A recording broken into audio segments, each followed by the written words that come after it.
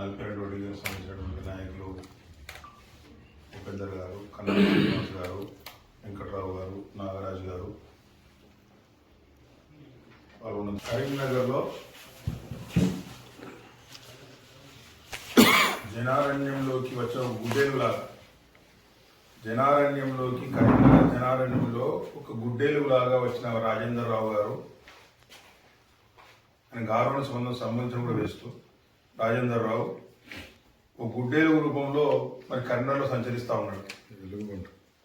ప్రజలందరూ కూడా చాలా అప్రమత్తంగా ఉండాల్సిన అవసరం ఉంది.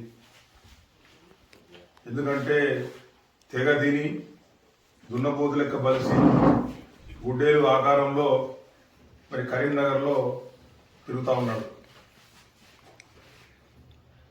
చీమలు పెట్టిన పుట్టలో పాములు దొరికినట్టుగా కాంగ్రెస్ పార్టీ నాయకులు కొంతమంది ఇక్కడ 10 సంవత్సరాల పొజిషన్లో ఉన్నప్పుడు కూడా ఏదో పార్టీని విడవకుండా కష్టపడి పనిచేసినటువంటి నాయకులను అనగదొక్కడానికి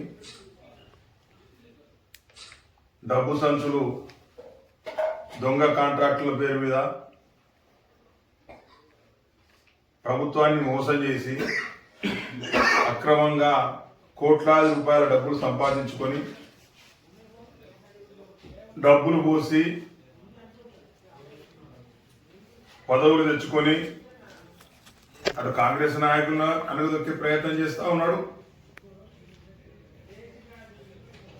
ఇటు కొంతమంది విష ప్రచారం చేసే ప్రయత్నం చేస్తా ఉన్నాడు ఎలుగుబంటి రాజేందర్ రావు. మన రాజేందర్ రావుకు సూటిగా నేను ఎలుగుబంటి రాజేందర్ రావుకు దున్నపోతు రాజేందర్ రావుకు నేను సూటిగా ఒక మాట వేయదలుచుకున్నా. నీ ఆకారానికి తగ్గట్టుగా, నీ దున్నపోతు ఆకారానికి, ఎలుగుబంటి ఆకారం తగ్గట్టుగా నీ మెదడు మాత్రం చిన్నగా ఉన్నది. నీ మెదడు చిన్నగా, నీ ఆకారం తగ్గట్టుగా లేదు మెదడు నీది.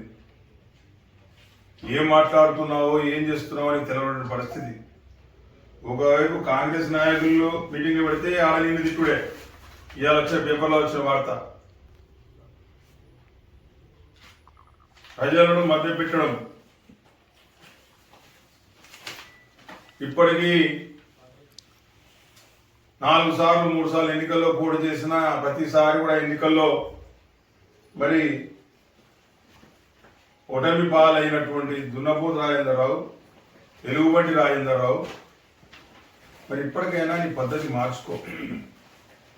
ఇక్కడ మేము రాజకీయాల్లో ఇటుక పేర్చుకుంటూ మేము మా రాజకీయ జీవితం నిర్మించుకున్నాం. నీలాగా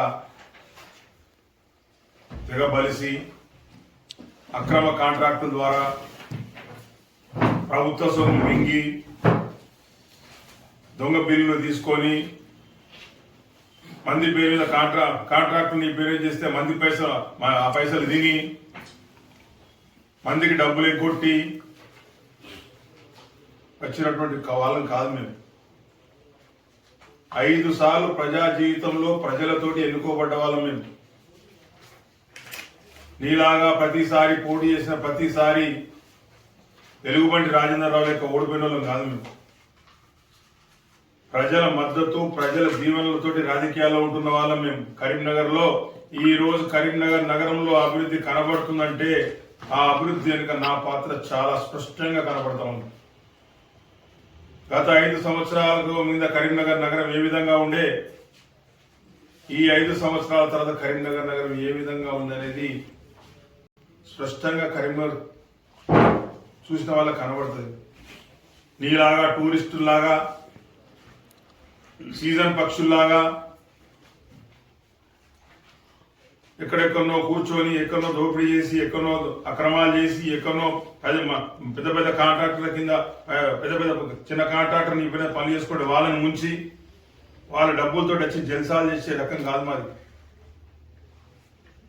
ఇప్పటి వరకు ఆ విధంగా ఉన్నాం. నీకు